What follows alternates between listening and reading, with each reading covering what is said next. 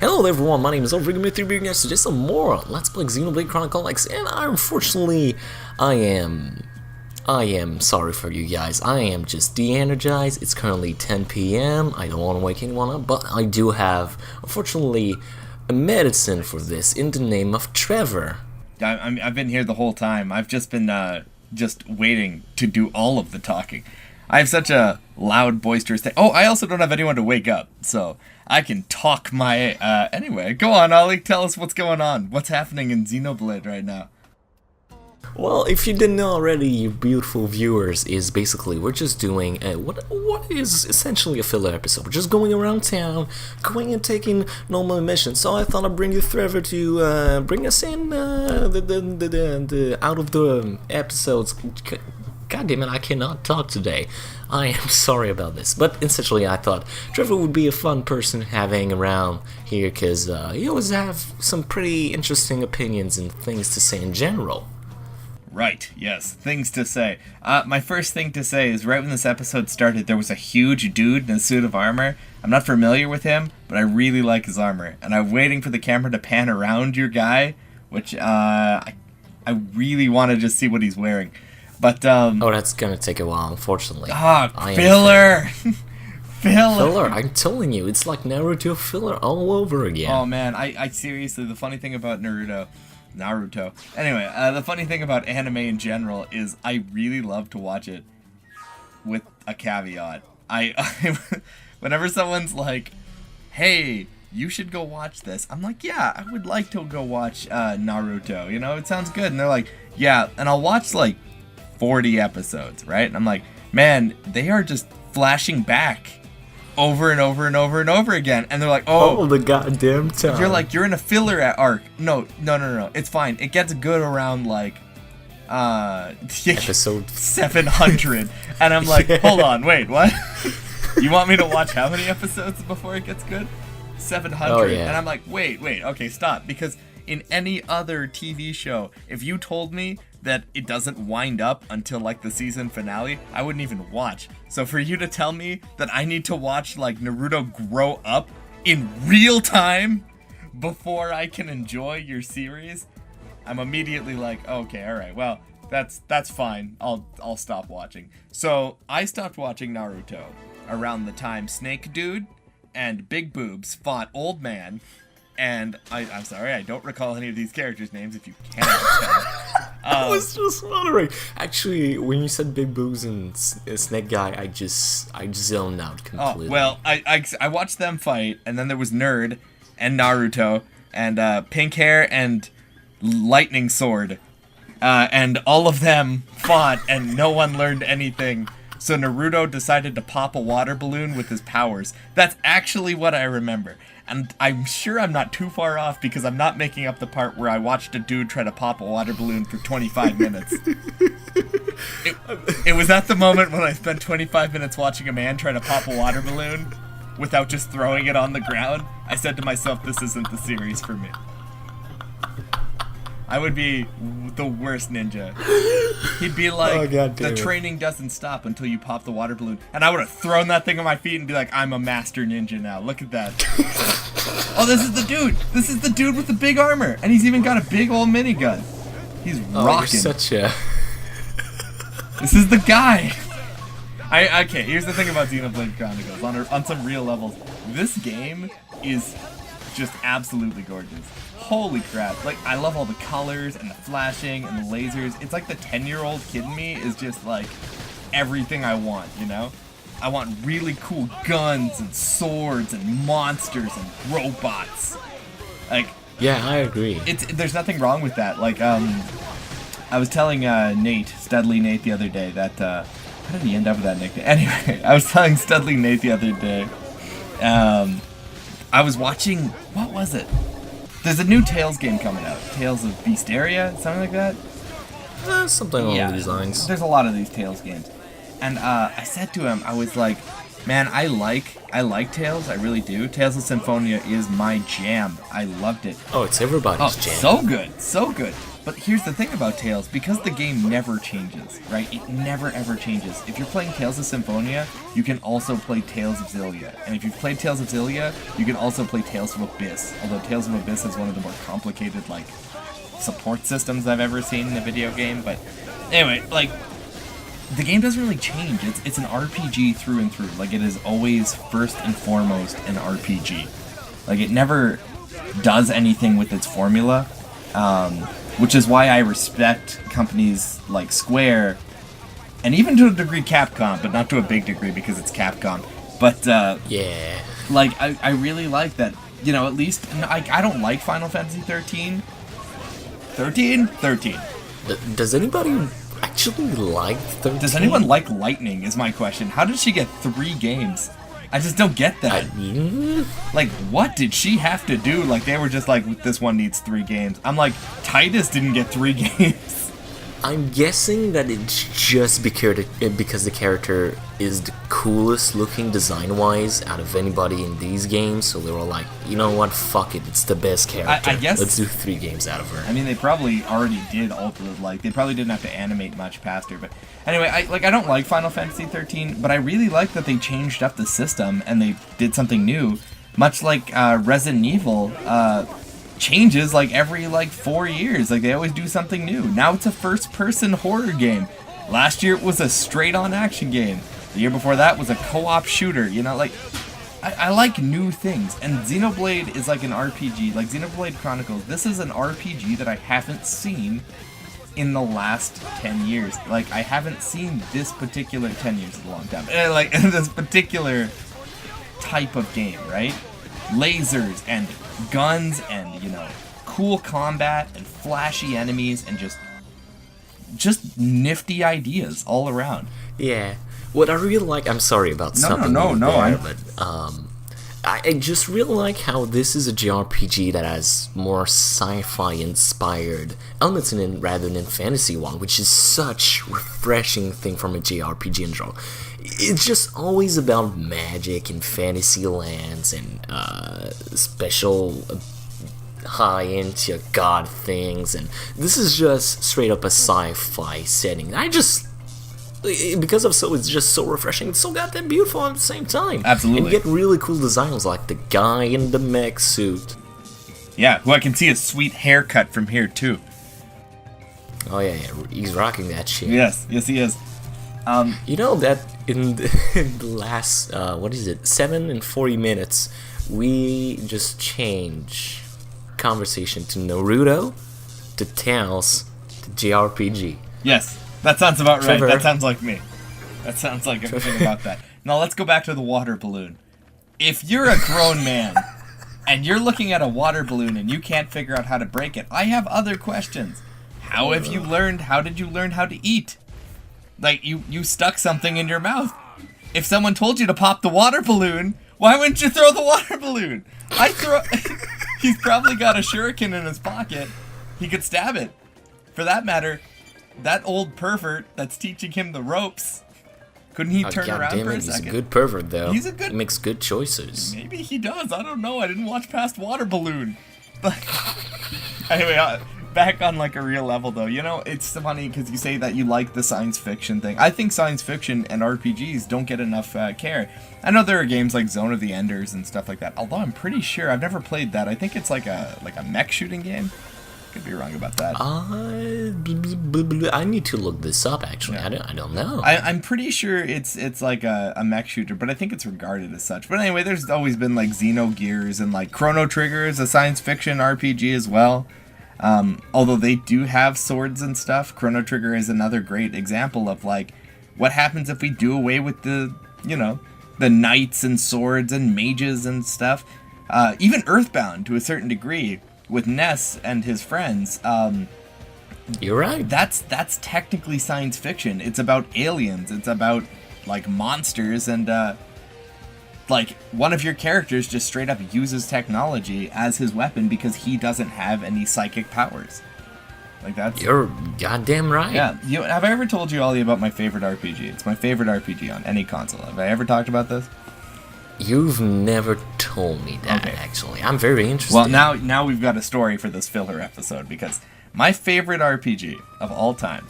Ollie, throw up a picture of my favorite RPG. Yeah, I know, right? So meta. So goddamn meta. Existing within your own video series. Oh, totally.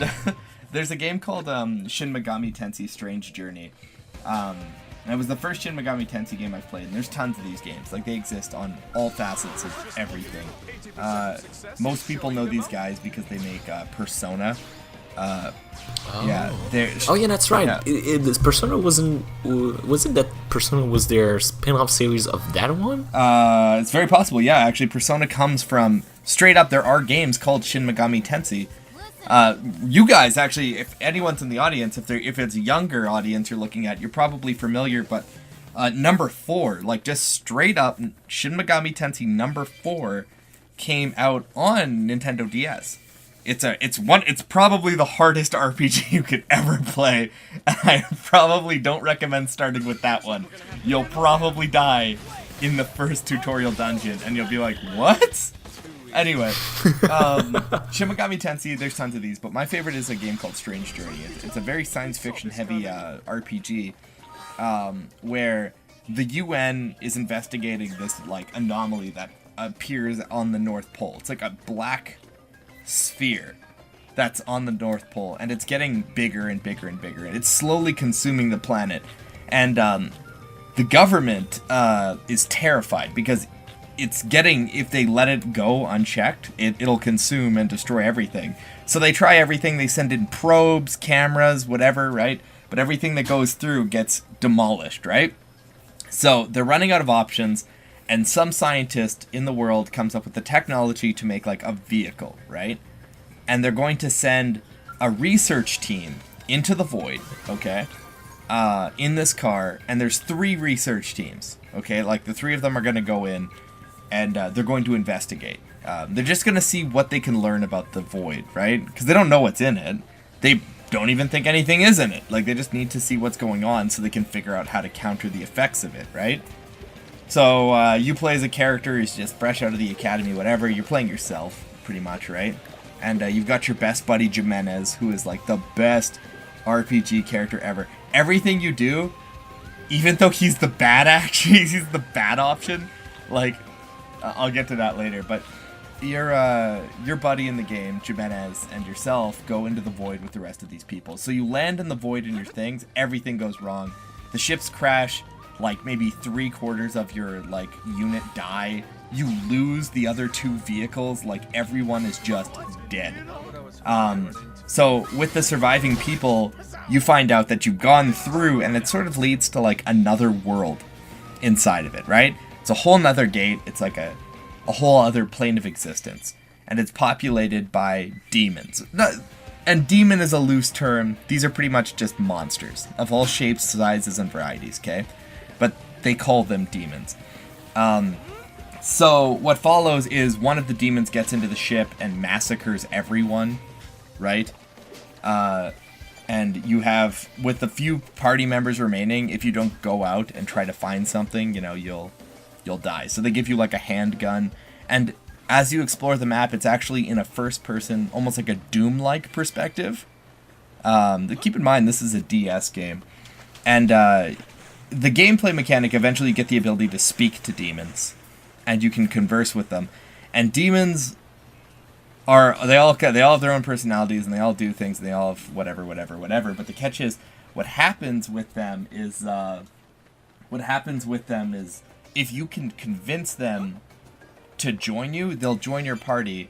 And just like in Pokemon, they level up, they evolve. But unlike in Pokemon, you can fuse demons together. So, the first demon I ever actually caught was an angel. And I kept that angel for the entirety of the experience. It actually got to the point where I think at the very end of the game, I needed like something bigger to fight the final boss, and through a course of meticulous fusion, that angel became like the divine herald of dominion or some such shit. But it didn't matter. The point is, it was all science fiction. It was all very cool, and they did an interesting thing where the theme was religion and science as opposed to swords and magic. And I thought, what just an absolute treat as far as RPGs go. It was something I hadn't done yet. It was something completely new to me. The game does really, really neat things with how it operates. I'm trying to like give like an idea. It's turn-based, so it's not like this, but I always thought it was really neat how in the game I could get a sword and it wasn't quite as effective as just using a shotgun. Which, in modern times, does that not make more sense? That makes infinitely more sense. I mean, if you had the option of using a shotgun or a sword, I feel like you're going to default with the shotgun. Shotgun just feels good in general. Yeah, I mean, like, who doesn't want to use a super shotgun at any point in time? That was a Doom weapon. There's no such... Like you feel the goddamn kickback, and just feels good, man. The sound of it and the bribal knockback of the end. Oh god damn it! That's like pornography to you. It's a good shotgun, man. A good shotgun is something that can move worlds. So, like this, I guess. What's really neat about this is I'm gonna go back to your gameplay footage here. I really like what's going on here, aside from the camera stroking out. Yeah. As any 3D game tends to do when they don't know what to do, they're just like, "Oh, this'll work," as someone has a seizure somewhere. But I like that you're kind of sitting in this like future tree, and it's all overgrown and it's making your path. But I like that this is the kind of stuff that you used to see in 3D collection platforming video games, like where you'd be running around environments and then you'd eventually find your way up to this tree and you'd be like, cool, like I wonder what's up here, you know? I love stuff like this. I like the subtle touches, like the lanterns are seeds or fruit or something like that. Yeah, that's very good. Actually, I'm sorry to break the immersion here, but that's actually a bridge made by actual alien. Oh, cool. By a little, like, cue balls. I don't know how to say that. They look like goddamn potatoes. Was that annoying radish you pulled out of the ground and it started talking? I can't remember its name, but I immediately hated it. What was... That was it. What was his name? Alright.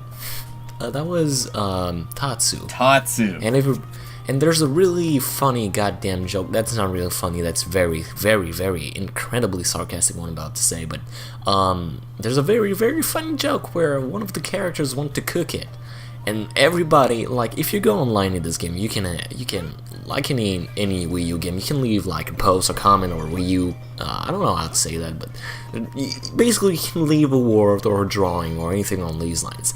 And 70% of them is like, go ahead and fry this thing. I think I'm on team Eat Tatsu. I was listening to him talk, and even at one point, you're in the house or something like that, or maybe it's in the same part where you find him, but he's like, oh man, I'm so happy, to see you guys. You're so great. He goes, here, let me do you this favor. I'll lend you this. I'm like, lend it to us? Why don't you give it to us? And he's like, nah, I'm not going to do that. And you're like, what do you mean you're not going to do it? Just give me the item. No, you can borrow it. Oh, you should have cooked that little onion the moment he opened his mouth. I have very little patience for that onion. That's the problem with Japanese kind of stuff. They have the same goddamn problem everywhere where everything needs to be cute, cuddly, and in a little ball. What is up with the Scrappy-Doo syndrome in, like, video games where they, like, straight up, they need this character that, like, they think is, I don't know if they think it's cute or they intentionally make him annoying, but, oh, you should attack that. Yeah. No, I like, you should definitely... You mean the giant balena in the sky? That's the one, yes. I would immediately shoot it. Oh, god damn it, you have not seen a goddamn thing, son. I immediately see something and I'm just like, yeah, you gotta do that. Absolutely attack that. But yeah, I don't understand, like, you're playing a game like, oh my gosh, we do talk about Sonic all the time, but in Sonic Unleashed, Chip exists. Who wanted Chip in that game? No one wants to hear him talk. Every time he opens his mouth, I just want to walk over to that little purple bat and slap him across the face. And even when he becomes Gaia, Oh my God. I guess he's always Gaia, but when he takes on the role of Gaia, and he opens when his he mouth, becomes his town golem. yeah, exactly. He opens his mouth and he has like the echo, and he's like, "I am Gaia," and I'm like, "No, you're still that pissant little purple bat that who's been bugging me for chocolate the last 26 hours." Oh my gosh! But yeah, I don't know what is up with Japan. I think it's because they think it's cute. I think it's because it's they want to be like, oh, this is cute. People will love this. I don't think they know what they mean. I don't think they know what they're getting into. Have you ever been to Japan? No, my buddy's in Japan right now. Oh yeah, you did the editing. You know better than me. That's what I remember. Yeah. Yeah, with some ginger video. Yeah, the gingerbread house. It was Thomas, right? That's correct. Yeah, Thomas is in Japan right now. You have news on him? Oh yeah, I just spoke to him before I called you. That's what also prompted me to remember to do this. I was like, I have to go now. But if you people are not aware, I've been pushing Trevor to do this for like a solid month. I'm maybe more. I'm pretty bad at this kind of thing. I'm pretty bad because whenever I have time off too, I always like book myself up solid. And today I have no excuse. I've actually been sitting in my chair, staring at my computer for probably upwards of 16 hours. And I just forgot. I actually woke up and sent Ollie a message, and I was like, yeah, man, I'm good to go. And then I put my phone down and didn't check Skype for the rest of the day. And now it's the end of the day, and I forgot. But I'm doing it because I am a man of my word. Hold on. I gotta say something. Because I feel like if I don't clarify this, I'm not going to hear... I'm not gonna hear the end of this. If anyone ever watches this and they're like, I know Strange Journey. I said Jimenez is the evil option in the game. So there. Alright, so there are. Let me just clarify, right? There are never happy endings in Shin Megami Tensei games. There are no thing. They'll have multiple endings. All of them will be bad. They are always bad. Get to the end of Persona 3, you'll know what I'm talking about. The good ending in Persona 3 is a fucking shitstorm. You can bleep me out if you want to. I don't care. It is a nightmare. I don't. Okay, good. Because let me tell you, I'm not gonna spoil the end of Persona 3 because they just released like a really great PSP remake like 5 years ago, and I don't know why I said they just released it, but yeah, they just released it. Yeah, just so now. Like my dad. So anyway, in Shin Megami Tensei Strange Journey, for the sake of it, I'm just gonna call it Strange Journey. You do get to like towards the end of the game, you're like 60 hours in and you've got another 70 to go, but you have this like crushing thing that happens. I'm not gonna say what it is, but big things occur and all of the party members of your group disband. And this is where your karmic decisions that you've made in the game will lead you. You don't get to choose, like it just pushes you into one of the 3 potential endings, okay? If you're chaotic, you'll end up with the Jimenez ending where you essentially work with these demons and Lucifer to I can't remember this, so if I'm wrong, feel free to correct me in the comments or, bitch me out wherever you feel the need to. But Lucifer wants to like reset the planet and like let survival of the fittest take over, right? Which is really, really shitty, but people are gonna die. So that void is just going to overtake the Earth. And you find out it's not the first time it's happened, right? It just loops over and over again. So then we have the good ending, where you work with, I can't remember the German white girl scientist's name, but I feel like it's Zelenin, but I'm making that up. She, on the other hand, because Jimenez fuses with a demon, story relevancy. Because in Pokemon, you might have like Bulbasaur or like Pikachu or whatever, like your base Pokemon that everyone associates you with. Jimenez has his own demon that he associates himself with, and when the demon's about to die, he performs some sort of unholy fusion on himself and fuses his demon with himself to become some sort of awful Resident Evil-esque hybrid super creature. It's pretty cool, actually. Anyway, Zelenin has sort of the opposite thing, where Zelenin refuses to use demons because she's tortured in the game by them. So what ends up with her is she decides that one of the angels who's helping you tells you guys that one of the 2 of you can become an angel, right? So you can offer to do it, you can insist to do it, but like Zelenin, again, that's probably not her name. I just can't, for the sake of this video, we're going to use it. She decides that she's going to become an angel. But what you find out is when you become an angel, much like in Tales of Symphonia, it's not sunshine and rainbows. You just lose your free will, right? You lose your person. Like, so the angels are trying to save humanity, but they're trying to save humanity by essentially removing what it is to be human. They enslave the earth by killing all of the brains of all the people, right? So they're going to be happy, but they're going to be lobotomized. They're just going to be like people. And then we have the neutral ending. The neutral ending of the game. So let me explain. Good ending, global lobotomy. Bad ending, survival of the fittest, everyone dies. Then we have the neutral ending, which can only happen if you have a neutral, workings through the entire game. The neutral ending, which is the stupidest ending of them all. It's not stupid, it's just, really hard, because if you play good, you only have to fight Jimenez, right? And if you play evil, you only have to fight Zelenin. If you play neutral, you gotta kill them both, and they're both incredibly hard bosses. But if you play neutral, the way it plays out is, your old captain, who you think is dead, comes back, and he essentially tells you that you just want to find a way out, okay? You're going to, in layman's terms, you're going to get out, and you're going to prevent the demons from doing what they want to do, and the angels from doing what they want to do, and you're going to let humanity die on its own. That's pretty much it, because humanity's doomed. You know humanity's going to die by the end of the game. It's over, but you're going to let it happen anyway. That's the neutral ending. That's Shin Megami Tensei for you. All of those games are bummer endings, but they're really fun. They're really fun. I'm sorry, that was a long tangent, but if I didn't clarify that, I feel like, what fan would I be? So, I don't even mind. Yeah. You're such a wonderful storyteller as it is. That's just... No, I legitimately mean that. I think you're a great storyteller sometimes. You have just a way to captivate energy into a story, and I just really like that. Oh, well, thank you very much. At first I thought you were immediately being sarcastic.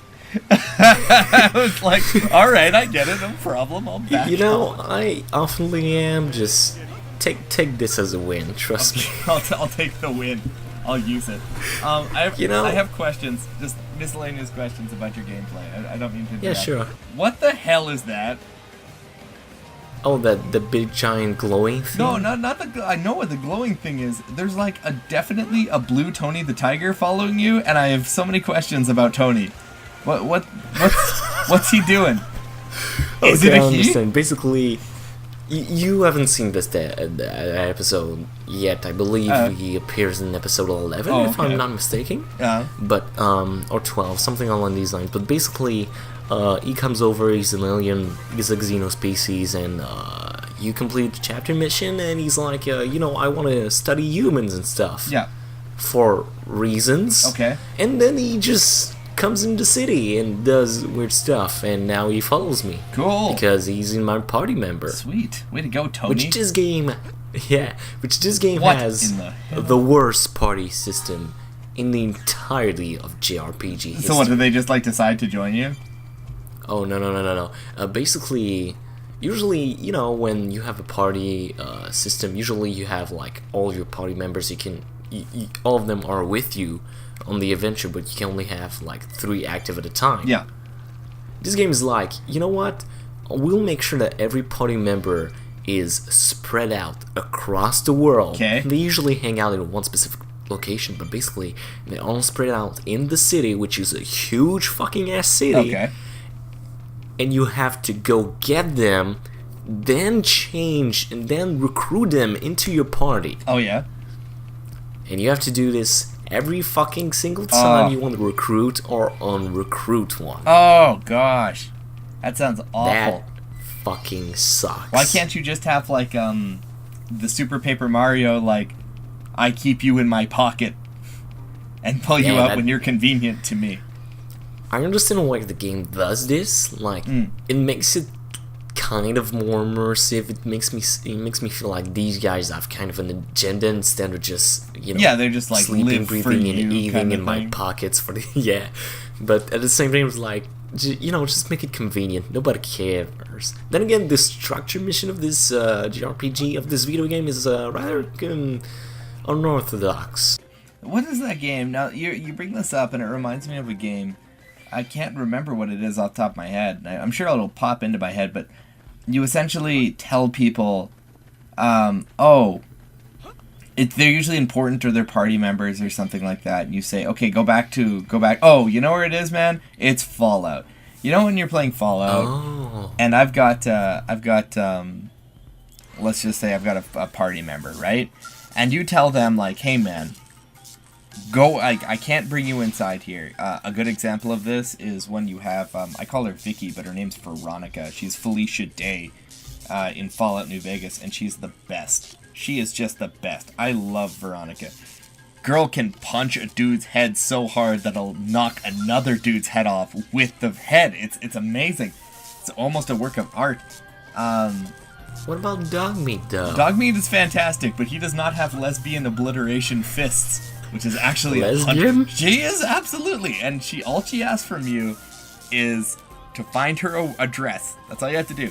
Easy. Go to the casino that's filled with cannibals, massacre them, steal a dress. Not important. So I will tell this character, go home, right? I'll be like, okay, so the thing is, for Veronica in general, with her, you have to be like, whoa, you can't go in here because she will absolutely kill anyone NCR. Like, she goes nuts at NCR settlements because it's story relevant. I won't go into details, right? So in the event that happens, you have to send her away because she's, she'll go crazy and she'll blow your cover, or she'll screw up the side quest. But here's the deal, man. I will send that chick home. I'll be like, okay, go home, right? Go back to base. I'll see you there. And I'll go do my side quest, and then I'll go back, and I'm like, okay, so I'm done. So I'll go home, and I'll be like, where the hell is she? And I'll be like, well, she's not here. So I'm like, shit, well, where would she be? So I'll go to the place where I found her, and she's not there. So I go back to where the Brotherhood of Steel hang out, and well, she's not there. And then randomly I'll be in, like, Vegas, and I'll be like, is that there's my partner over there, like, what the hell? So I'll run over, and she'll be like, hey, man, you ready to settle off? And I was like, it's been weeks! What have you been doing? So I can understand. I don't like it, but, like, I totally understand, like, in this game where you're like, okay, man, I'll see you later, but it's going to be a real pain in the ass if I want you to leave my party and come back later, so. It's like Animal Crossing. Oh my gosh. I need to give this guy some curtains. Where the hell is he? Beach? No. Museum? No. Store? No. Town square? No. Woods? Sure, he's picking fruit. That makes sense. Oh my. I gotta say, playing Animal Crossing, or rather replaying Animal Crossing, makes me feel always so goddamn depressed. Because you open up the game and you're like, it's been like six years, and I'm like, ah, god damn it. Everyone is essentially setting their houses on fire. The plants have retaken the earth. Yeah, it's always a nightmare. And they make you feel like garbage. Yeah. You get back and they're like, where were you? It's been a week. Nook is dead. His kids ate him. Like, it's never like small stuff. You know what happens when I leave the city for a week and come back? They figure it out. If I was to leave, like, where I live and go to, I don't know, Japan for a week, I feel like if I come back, my grass is not going to have so many weeds on it that it's, in my house. My place is not going to be filled with cockroaches and dust. I totally get it. They just make you feel like garbage. There won't be like a stranger laying around smoking weed in your apartment. Yeah, no kidding. Someone squatting in your house. Yeah. What are you doing in here? You were gone for like a week. You know what that means? Street rules. What? Street rules applies. Actually, that's the new Animal Crossing, when you go to your house and there's squatters in it. What are you doing in my basement? I live here now. Oh yeah, that's right. Street Bass. I totally forgot about that feature, actually. Oh my gosh. So like with Xenoblade here, right? I have minor questions. So this is more like a point, like, that just needs clarification. So I remember reading, because the whole gimmick in this is eventually you're going to get a mech suit and it's going to be awesome. but it takes forever to get, correct? Like, people... Depending of how you play, but in my case, since I want to showcase every fucking team, yes, it's gonna take a little while. Yeah. Like maybe episode 25, I'll get it. Oh, well, 25 isn't bad, actually. That's reasonable. I thought, like... Because I know a lot of people are like, yep, 60 hours in, no mech suit, you know? But that's part of the beauty of it. Absolutely. I think that's actually... But I kind of appreciate that, you know, when you're small time. It's like when you play Earth Defense Force. Have you played that before? No, I have no goddamn clue. Absolutely. Everyone in the audience, I shit you not. Every single person who's watching this, you need to do this too. Go on Amazon, buy yourself a copy of Earth Defense Force 4.1 on PlayStation 4, okay? If you don't have a PS4, you can get it on PS2, I think, but anyway, it doesn't matter. That's the one I would recommend. EDF is a game where you play as a foot soldier in an army against giant insects. Now, you might have seen gameplay of this without even knowing it, but, like, so... I played this with Thomas, for instance. Heaven forbid, maybe Thomas hears this one day. But so the game starts, and Thomas and I are like, oh no, there's like ants, and they're running through the city, and they're eating all the people. And then like, okay, so Thomas is playing like a soldier, like a normal dude, right? Just like with an assault rifle. And I'm playing like a guy with a minigun. And the game starts, and it's pretty straightforward, right? Like, you know, you shoot ants to death, and they die. But it takes a little while because, you know, you're just a soldier. But Earth Defense Force, because you can put infinite amount of hours into that game, while playing EDF, the world changes as you play. Because as you start as a foot soldier, that very same character will eventually be able to call down things. So it starts with maybe a tank or a helicopter until you get like a mech suit and then a planet-sized mech suit. And then those bugs literally don't know what to do as Optimus Prime is running up to them and stomping the shit out of them. Like, that's why I appreciate, like, the slow build-up isn't necessarily a bad thing, right? Like, right now you have an assault rifle on your back, right? But I'm sure, as we're only in episode, like, 13, that assault rifle will probably one day be some sort of laser bazooka or, you know... Again, you're probably just going to be in a robot suit then. That probably you know what has the fucked up Sorry, go on. You know what? Oh yeah, I'm sorry about that. You know what the fucked up thing is? What? You can potentially deal more damage with just a sword in this game than you can in a badass mech. You need a ton of understanding of how the game mechanics works and how to do hit scaling and power scaling. What? But yeah, you can deal like with one hit, like you see like me dealing hundreds of damage, but you can potentially deal something like 36 million hit points per attack. What? Damn, son. So why don't you fight the final boss on foot? You technically can. Oh my gosh. You can technically like fight 99% of enemies on foot in this game. Damn. Well, that's interesting. That certainly breaks the mold. I guess you know what? That gives more options for people to play, and I can appreciate that. Exactly. I think anyone in this day and age really likes gameplay choices, right? I think the most popular video games right now are like, look at games like Dishonored that just came out, right? Like Dishonored 2 just came out, and everyone's like, oh, you can play the whole game without being caught, like, and that changes the ending of the game, and people go nuts for that stuff. Personally, I you know, like my own form of stealth, which is essentially fumbling around the world map with teleports until someone catches me and I throw them off something high. Because then dead men tell no tales, Ollie. Dead men tell no one. Although, except there was one time I threw a guy off a roof and he landed right in front of one of his buddies, who then screamed and sounded the alarm. He told a tale. He told a tale that there was someone on the roof and they just threw me off. But That sounds like a Metal Gear Solid 5 mission to me. Metal Gear Solid 5 is the best for just, like, giving me S ranks for possibly doing the stupidest things I can imagine. I can, like, tactically nuke someone, and it'll be like, we need those people alive, Snake. And it's like, oh, no, I'm sorry, what do we need? I already launched the missile, man. And he's like, you did? And you can see in the distance as this whole city goes up in smoke, and they're like, wow, Snake, you messed up. S rank. You know, I'm like, okay, sure. Sounds good. Sounds like Metal Gear Solid to me. Well, it's just so incomprehensible sometimes.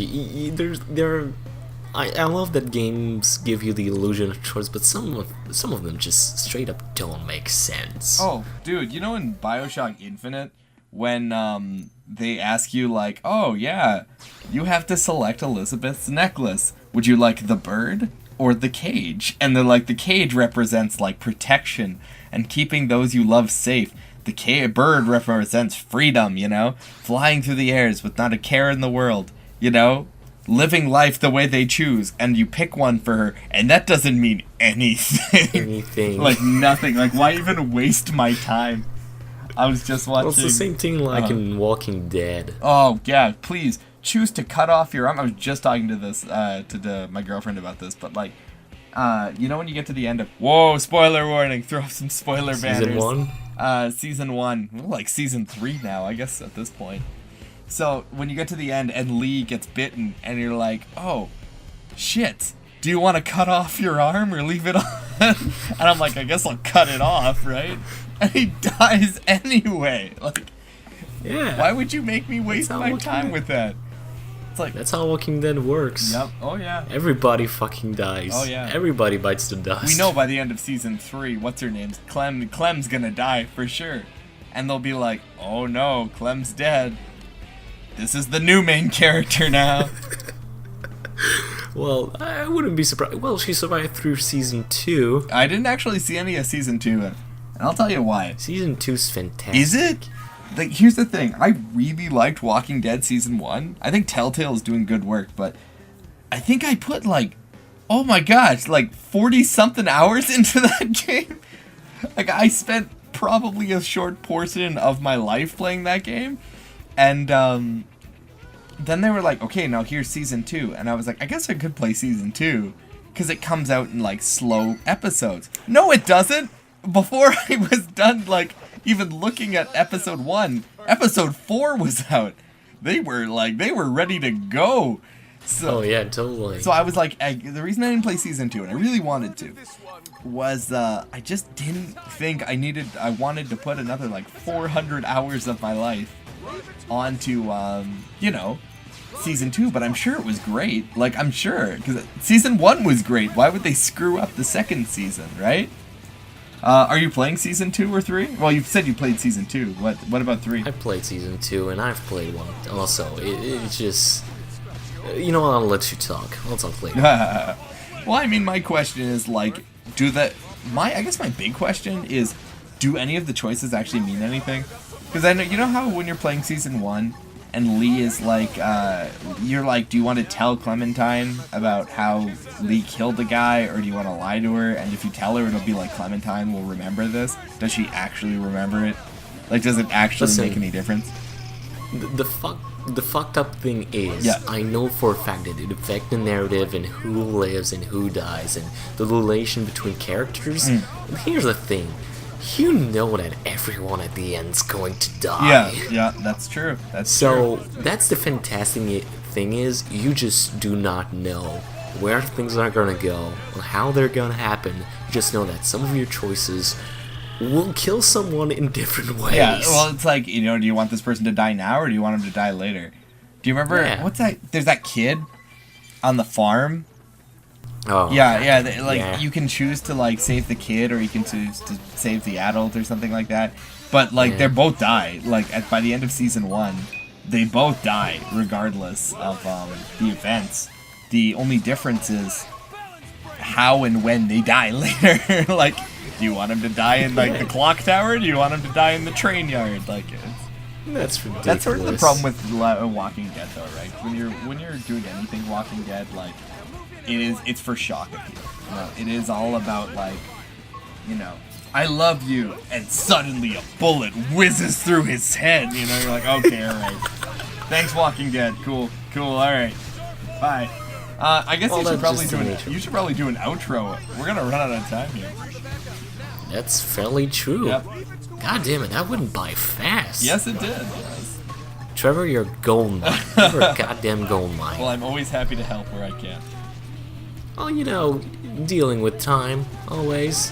Although I do have other filler episodes that I want to do, but unfortunately, it's just I'm not gonna have you on every single one of them. I want to try to bring people. Actually, do you know anybody who would like to be in the series? I know this is off topic, but I can probably find someone.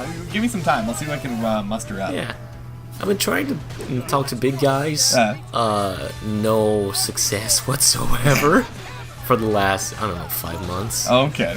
Well, again. I got like 0 goddamn response out of anybody, and I've been trying to. I didn't harass them, but it's just like I've been like sending messages like every 2 weeks for the last 5 months on every social platform possible. Oh goodness. And nothing. Well, so, I don't know. I could probably find some people here. Give me some time. I'll see what I can rope up. You know, you shouldn't worry about that because it is the end of the episode. Yes, this is so true. Do you want to have a word with us as per usual? My word is mukluk. It is a funny word. And I'm out. Yes. I crushed it. I blow every outro, but I didn't blow this one. Yes. Do you want to talk about the old man with the water balloon again?